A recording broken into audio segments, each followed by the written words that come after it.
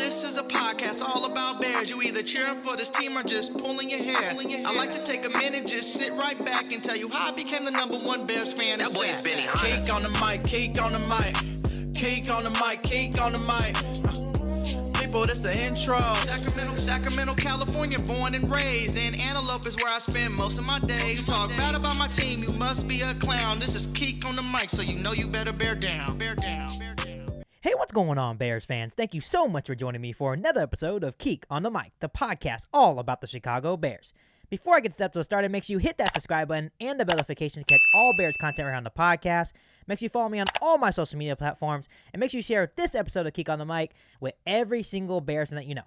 But before I continue with this episode, I have to tell you guys about LinkedIn. These days, everyone knows that it can be really hard to find and hire the right candidate for your very small business or any business in general. That's exactly why LinkedIn Jobs made it easier to find people that you want to talk to faster and for free. And Bears fans, I wouldn't lie to you. If I was a boss, I would definitely go to LinkedIn Jobs because I would be able to find the right candidate that would fit my needs of my business. LinkedIn Jobs can help you find the right candidate. And Bears fans, did you know that every week nearly 40 million job seekers visit LinkedIn? You know what? I can actually use LinkedIn Jobs right now to actually get some help for this podcast. And I know that I would be able to find the right candidate with LinkedIn Jobs. All you have to do is post your job for free at linkedin.com/Wendy. That's linkedin.com/Wendy to post your job for free. Bears fans, Nick freaking Foles did it once again. He brought that magic as a backup. And I'm not sitting here saying to you guys on this podcast that by any means Nick Foles is the future of the Chicago Bears or should be a starter anywhere in the NFL. But as a backup, yesterday's game, to me personally, solidified Nick Foles as one of the greatest, if not the greatest, backup in NFL history. If you didn't get a chance to watch that game, I'm going to show you right now on this podcast the two sequences, the two biggest plays in yesterday's game that completed the 10-point comeback over the Seattle Seahawks that gave the Chicago Bears a 25-24 thriller win over the Seahawks. So let me show you guys these two plays right now. Foles in zone, and this time it is caught by guess who? Jimmy Graham, the former Seahawk, with the touchdown grab. Foles, design roll. Foles back in the end zone, and it's Demir Bird, and he makes the catch and converts.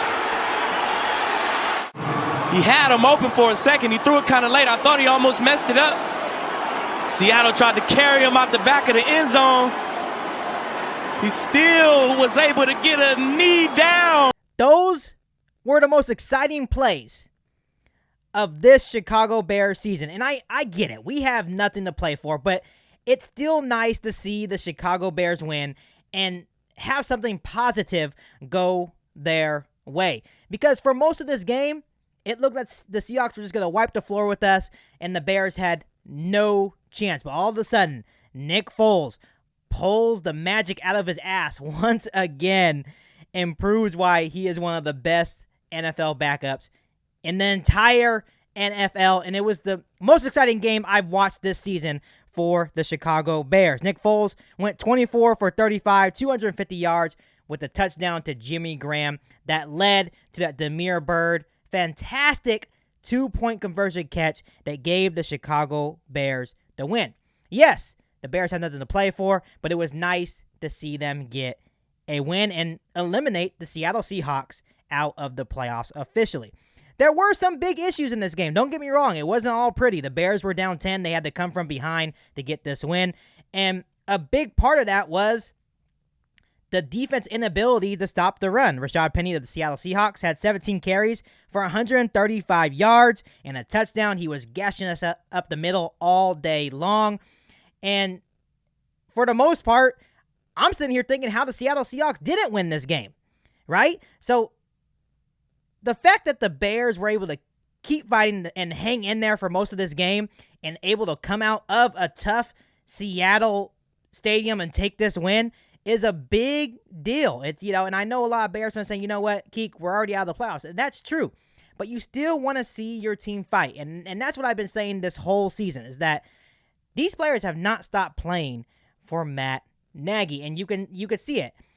I know Matt Nagy's gone at the end of the year. I think that's going to be the case, but they have not stopped fighting for him, and it's really good to see, because you don't want your team just to go out there every Sunday knowing that the season's lost and just stop playing and stop caring, right? So I'm glad that we're still watching a team play and still competing and still trying to get wins, and you could see it yesterday against the Seattle Seahawks.